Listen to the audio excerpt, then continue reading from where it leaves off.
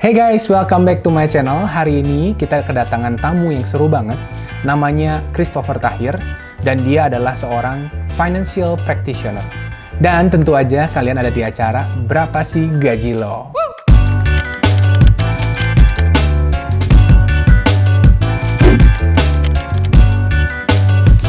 Oke, hi Chris, how are you? Hai, baik bro. Gimana lu? Baik. Thank you banget for your time buat datang di channel gua.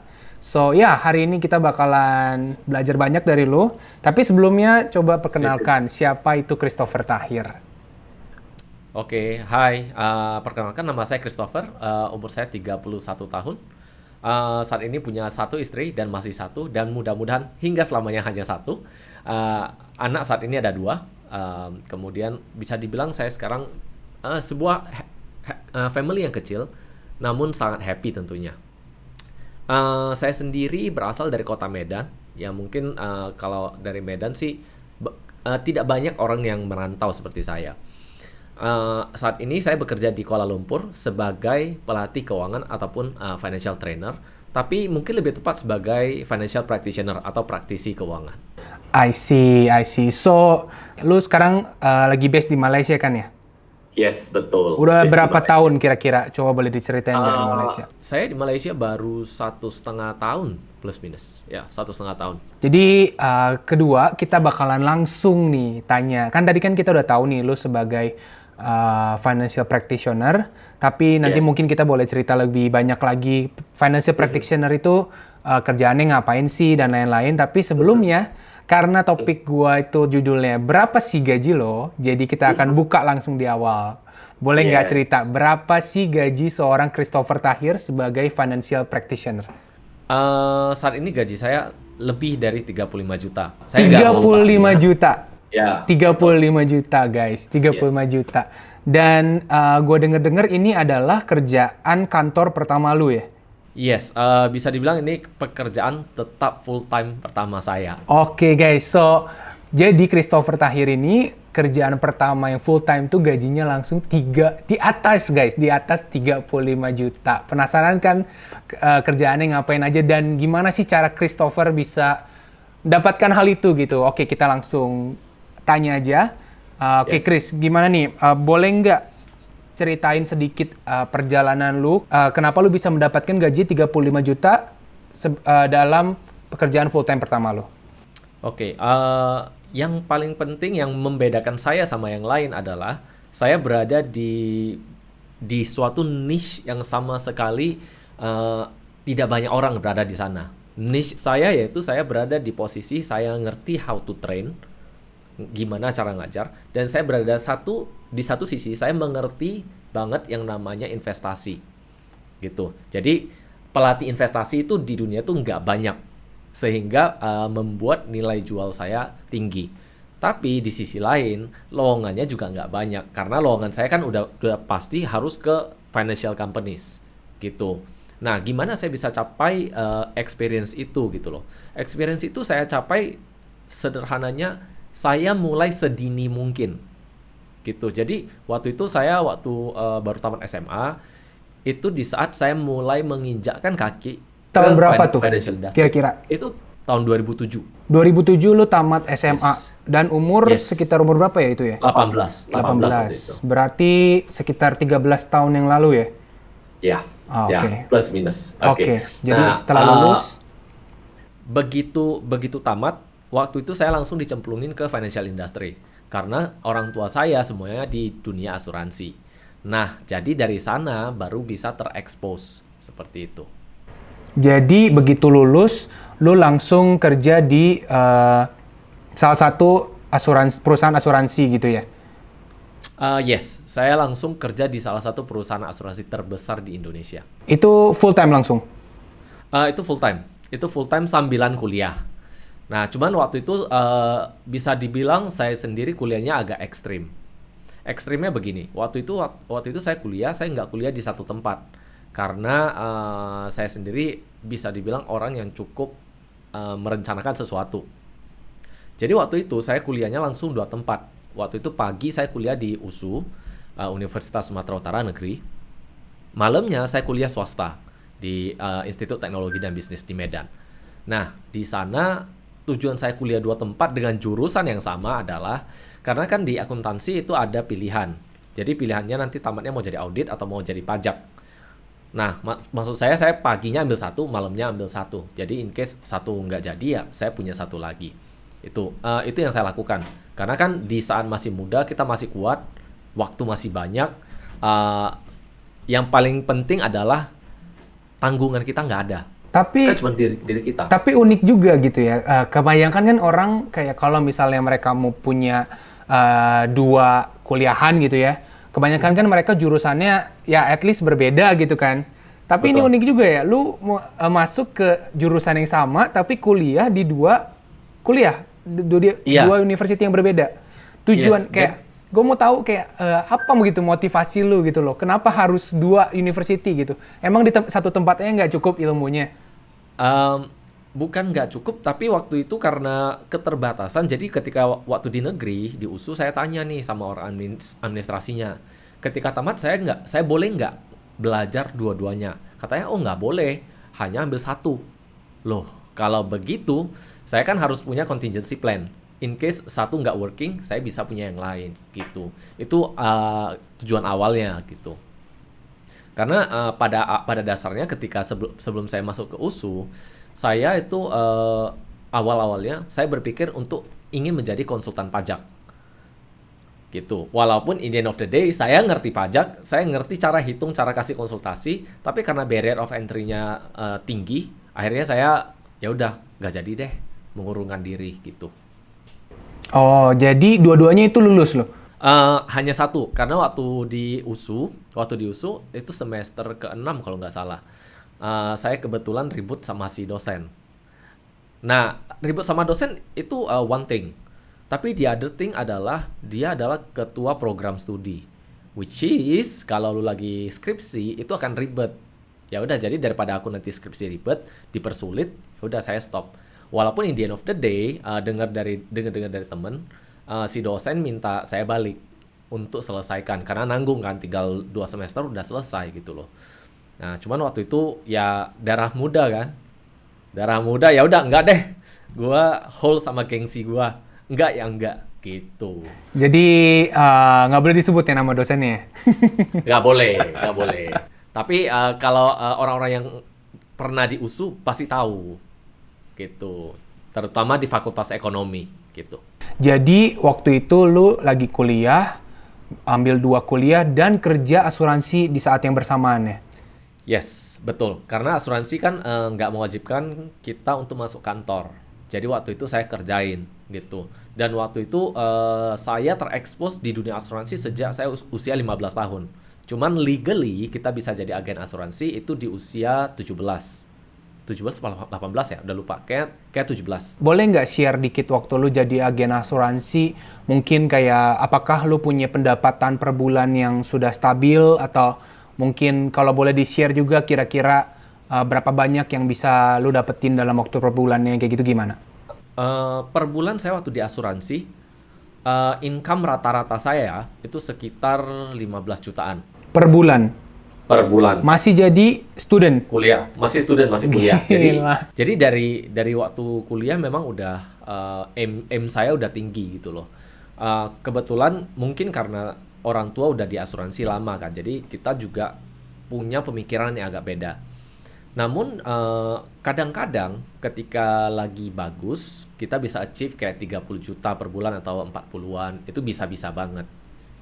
Jadi waktu umur lu sekitar, berarti kuliah sekitar 20-an ya?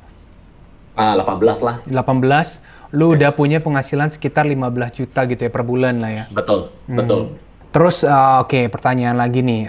Gua denger lu juga ngelakuin trading juga ya, investment di bagian trading juga. Boleh cerita dikit nggak Yes. gimana kapan lu mulai trading dan mulai dari kapan, kenapa lu trading gitu? Saya pertama kali investasi trade pertama itu di saham di tahun 2009 bulan 7. Apa yang buat lu mau coba untuk masuk di investasi saham?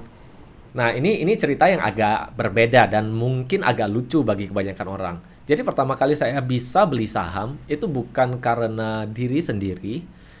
Di satu sisi saya sudah terekspos sama dunia investasi ketika saya di asuransi. Karena asuransi kan ada produk asuransi yang plus investasi atau unit link namanya. Waktu itu saya nggak berani karena nggak ngerti saham, nggak ngerti obligasi. Disuruh beli ya pasti mikir dong kan gitu. Nah, tapi waktu itu karena saya terekspos oleh dokter gigi saya. Jadi waktu itu saya masih kawatan pakai brace. Dokter gigi saya tuh hobi ngobrol soal mata uang, soal emas, soal saham, dan kebetulan beliau itu menurut saya investor saham yang ulung banget, itu jago banget ini dokter gitu. Nah, dari sana terekspos dan akhirnya inisiatif udah deh, mumpung income lumayan, jalan ke sekuritas. Ke sekuritasnya aku tanya gitu loh, Ci, ini saya mau buka akun nih. Account officer-nya mau siapa? Ditanya gitu. Saya bilang, yang sama aja sama si dokter ini. Oh, dokter ini. Oh, dia pakai si ini account officer-nya. Ya udah, ikut aja sama gitu loh. Cuman habis itu di akhir 2009 saya sendirinya minder. Mindernya begini, kan mindernya begini. Jadi waktu 2009 waktu saya pertama kali buka akun itu angkanya waktu itu bisa dibilang lumayan gede lah. Sekitar 50-60 juta. Dan waktu itu cara tradingnya saya itu hanya setiap pagi angkat telepon ke si broker, ke account officer, nanya dia, "Kok hari ini saham apa nih yang bagus? Beli di berapa, jual di berapa?" Cuman itu pertanyaanku setiap hari selama 2-3 bulan. Dan setiap bulan itu hasilnya tuh lumayan, sekitar 5-10%. Tapi dengan bantuan dia, bukan saya sendiri. Nah, tapi ada beberapa saat di mana telepon saya itu jadi tidak diprioritaskan, dalam artian ketika dia ada telepon yang lain, dia bilang, bentar ya, aku lagi ngomong di telepon. Dan waktu itu saya sadar, akunnya saya kan nggak gede-gede banget gitu loh. Nah, jadi ya udah sadar diri, masih muda, akun nggak gede. Akhirnya waktu itu baru pertama-tama kali awal-awal banget yang namanya online trading di Indonesia. Nah, di online trading itu bahkan lu bayangin ketika trading jam siang begitu tiba-tiba macet, freeze gitu loh. Karena server mereka nggak bisa nampung. Sampai segitunya itu dulu. Nah, jadi itu dari awalnya dari sana. Kemudian along the way belajar saham Amerika, belajar produk derivatif, trading di Amerika dan sebagainya, saham Hong Kong juga dijabanin. Akhirnya di 2011 atau 2012, 2012 deh kayaknya. 12 atau 13 lah plus minus. Saya mulai buka kelas, ngajar offline. Jadi dari Medan saya ke Surabaya, ke Jakarta, terbang ngajar. Kelasnya apa nih? Ngajarin apa? Soal apa? Waktu itu aku ngajar produk yang paling ribet namanya options. Option tuh kayak saham gitu ya? Kayak stok gitu ya? Beda ya? Beda. Kalau options ini kontrak namanya. Jadi apa? Boleh cerita dikit nggak apa sih bedanya option sama investasi saham? Yes. Jadi kalau saham ini sendiri adalah asetnya. Kalau options kita tidak memiliki aset, tapi kita punya hak untuk membeli atau menjual aset ini. Jadi aset ini bisa saham, bisa komoditas, bisa mata uang dan sebagainya. Gitu. Nah, jadi waktu itu aku kebetulan fokusnya di options terhadap kontrak minyak. Jadi kontrak berjangka minyak gitu. Waktu itu awalnya sempat running so well. Dan waktu itu saya inisiatif ngajar itu awalnya karena begini. Awalnya karena ada beda prinsip sama orang tua ketika jalanin asuransi, sehingga akhirnya saya mikir saya harus find something untuk aku sendiri. Nah, waktu itu kan saya pikir toh aku tradingnya profit. Kenapa aku nggak pakai skill ini, aku ajarin orang, aku bisa nambahin modal nih untuk tradingan aku. Dan waktu itu satu tahun sebelum aku married, 2014 berarti, 2014 gitu. Nah, setelah itu baru jalan 7 bulan atau 8 bulan, tiba-tiba something is wrong with the market. Ini ngomongin soal option ya, masih tentang option ya. Yes. Oke. Yes. Jadi something is wrong with the market. Di mana ketika saya mau close posisi nggak bisa close, dan ini yang terjadi sama yang baru-baru kejadian di mana ada trader yang trade di Robinhood dan bunuh diri karena tiba-tiba ngelihat akunnya minus banyak gitu. Sama kejadiannya, bedanya dia di saham, saya di kontrak minyak, itu aja bedanya. Terus apa nih? Kan tadi bilang sebelum merit ya kejadiannya ya? Yes, sebelum merit, pas 1 tahun sebelum merit saya mulai. Nah, kejadian sebelum meritnya setelah hancur itu cuma 2 bulan sebelum merit. Jadi 2 bulan sebelum merit tiba-tiba ada petaka lah ya, kita bisa bilang petaka lah ya. Terus apa nih? Maksudnya coba boleh kasih tahu nggak apa yang terjadi gitu? Misalnya kayak lu punya investasi semua yang di dalam berapa banyak tiba-tiba hilang atau gimana? Oke, jadi awal tahun waktu saya baru mulai mau ngajar itu account saya tuh sekitar 30-an ribu dolar. 30.000 dolar tuh berarti sekitar 500 juta lah. 450 lah. 450 juta, oke. Ya. Nah, setelah trading kira-kira 5-6 bulan, account saya tuh sempat grow hingga sekitar 60-an ribu. 60.000 dalam waktu 4 bulan main option? Ya, 4-6 bulan lah, plus minus. Nah, waktu itu udah grow sebanyak itu. Along the way saya ada narik, karena waktu itu kan memang udah persiapan merit, mau DP ini, DP itu, bayar ini, bayar itu, dan sebagainya. Nah, ketika market mulai aneh, itu di bulan 8, bulan 9, ketika minyak dari 120 dolar, kalau nggak salah waktu itu drop ke 60-an dulu, sebelum dia drop ke 40-an. Ketika drop ke 80-an, saya udah mulai curiga, ini ada something is not right gitu loh. Nah, waktu itu aku udah mulai mau tutup posisi, mau liquidate, ya sudah, ada loss misalnya berapa puluh ribu, ya udah fine gitu loh. At least saya masih bisa survive. Itu pikiran awal saya. Karena goal saya ketika saya trading agresif ini, goal saya di akhir tahun saya ingin punya duit 100 ribu. 100 ribu dengan pemikiran saya bisa beli rumah, bisa beli mobil, ya bisa lanjutin hidup lah, kira-kira gitulah. Nah, itu goal saya di awal. Ya walaupun in the end of the day itu nggak tercapai, ya tapi ya fine-fine aja lah. Ya belajar something. Di Oktober 2014, di sana puncak kehancurannya, di mana account yang sekitar 60-an ribu itu jadi minus 12 ribu. Jadi istilahnya saya udah loss 60 ribu, saya masih hutang si broker 12 ribu. Itu puncak kehancurannya lah kira-kira. Jadi gimana? Coba ulang. Kan tadi lu punya uang sekitar 30.000. Yes, 30 ribu. Account saya grow jadi 60 ribu. Lalu along the way masih grow.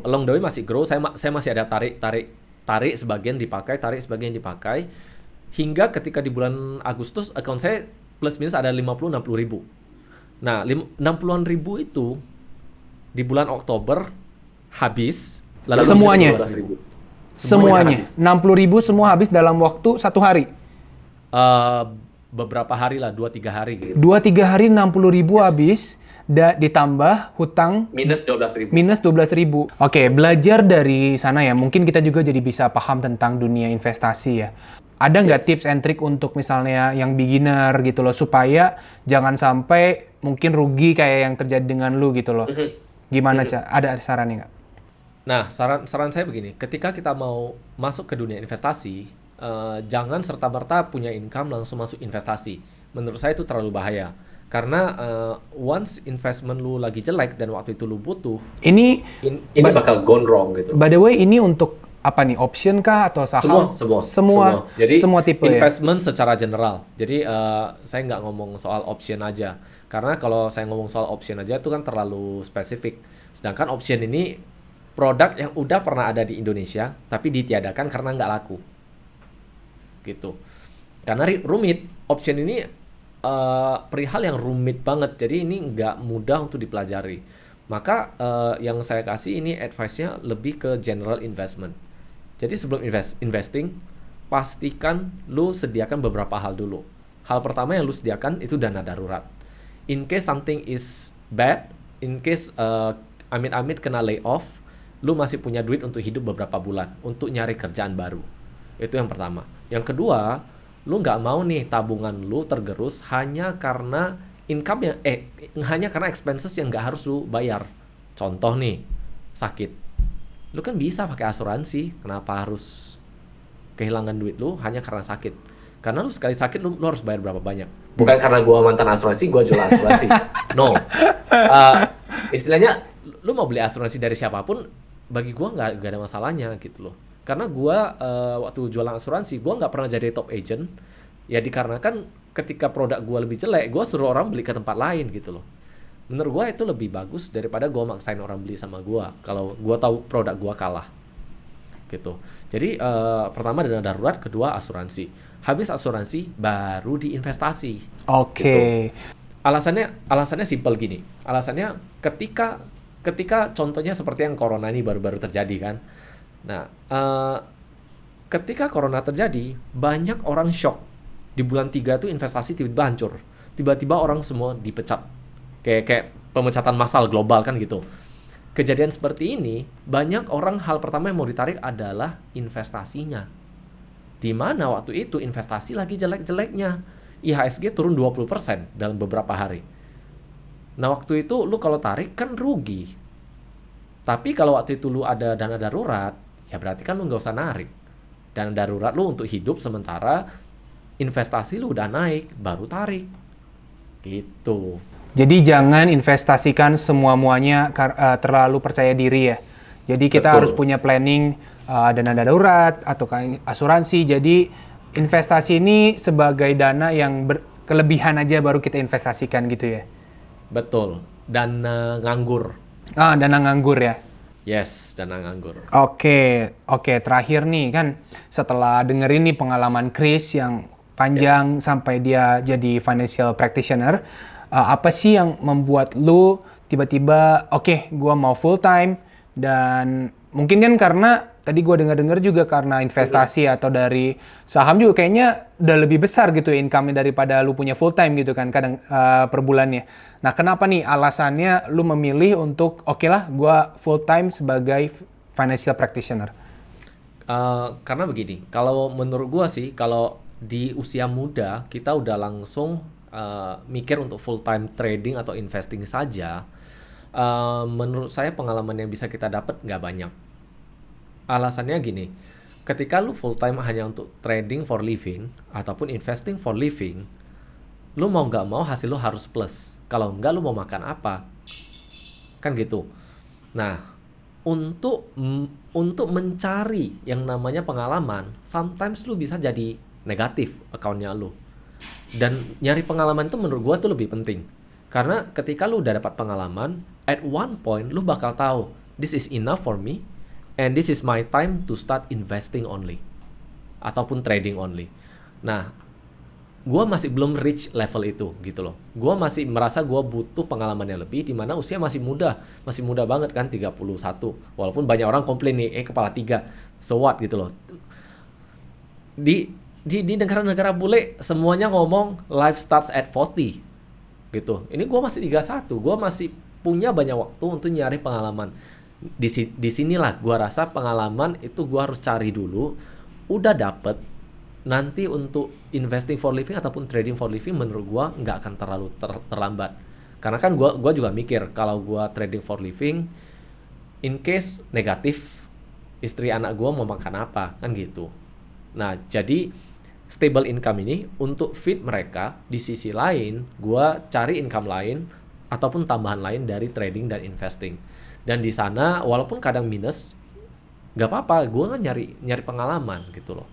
Nah, dan pengalaman itu menurut gue itu yang ngebuat lu berbeda sama yang lain. Karena kayak gue bisa dapat income sebanyak ini di usia seperti ini, dan full time job pertama pula adalah pengalaman.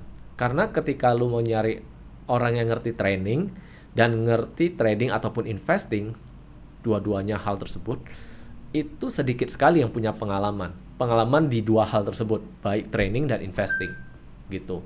Jadi saran gue bagi yang masih muda banget, coba apapun, semuanya dicoba aja. Gagal gak apa-apa, toh masih muda, masih punya banyak waktu, dan gak punya tanggungan. Itu yang paling penting. Jangan muda-muda udah nyari tanggungan gitu. Jadi cobalah dana investing tuh jangan langsung semuanya dimasukin dan jangan langsung jadi full time trader juga ya. Karena kan lu juga pernah di masa itu kan ya. Karena saat lu semuanya dimasukin full time dan ada kejadian yang petaka dan memang itu bikin pusing kepala kan ya. Betul, betul. Dan perlu gua tekankan satu lagi, karena ini ada banyak miskonsepsi dari orang-orang terutama di Indonesia, bukan di Indonesia aja sih, sebenarnya worldwide sih. Banyak orang berpikir bahwa kita ingin menjadi trading for living hanya karena muak sama bosnya. Perlu saya tekankan, semua orang yang kaya dari investasi, mereka tidak hidup dari itu saja. Kalau lu mau hidup dari itu saja, bisa jadi fund manager ataupun manajer investasi. Lu bisa hidup dari sana. Tapi kalau misalnya lu hanya kelola duit lu dan lu bermimpi untuk menjadi Warren Buffett, menurut gua sih agak kecepatan mimpinya. Gitu. Jadi masih muda, fokus naikin income. Itu yang lebih utama. Karena usia lu masih muda, tenaga lu masih banyak, lu bisa pakai waktu lu untuk naikin income instead of duduk di depan monitor seharian, dan lu lebih banyak waktu luangnya gitu loh. Karena sebenarnya aktivitas investing sama trading most of the time is waiting. Lu nggak bakal ngapa-ngapain gitu loh. Kecuali duit lu sampai udah entah berapa ratus triliun, ya mungkin lu bakal aktif banget. Tapi kan lu belum sampai sono gitu loh. Lu belum sampai sono, ya udah. Focus on your career, naikkan income lu, baru sisanya di investing gitu loh. Duit lu ya di investasi. Poin penting banget guys, ini kita belajar banget soal dunia investing. Dari pengalaman Chris juga ada beberapa tips yang memang bagus banget buat anak-anak muda juga yang mungkin udah muak sama bosnya. Oke, untuk menutup sesi ini, balik lagi ke topik kita. Berarti untuk saat ini kan berarti lu punya full time job lu yang menghasilkan sekitar 35 juta. Apakah lu masih punya investing di saat yang bersamaan? Yes, ada. Dan investing saya bisa dibilang cukup diversified. Saya ada di crypto, saya ada di reksadana. Sekarang lagi mau nyoba di ETF melalui platform yang ada di Malaysia. In the near future, gue bakal buka rekening lagi yang di US. Saham di Indonesia gue baru making the account ready. Gue punya accountnya udah lama. Cuman karena account itu kalau kita pas gak ada posisi, di charge biaya ADM, gue nggak mau gitu loh. Walaupun cuman dikit gitu loh. Cuman dikit biaya ADM-nya. Cuman menurut gue sih, toh lu broker kan source of income lu bukan itu gitu loh. Source of income lu kan gue transaksi.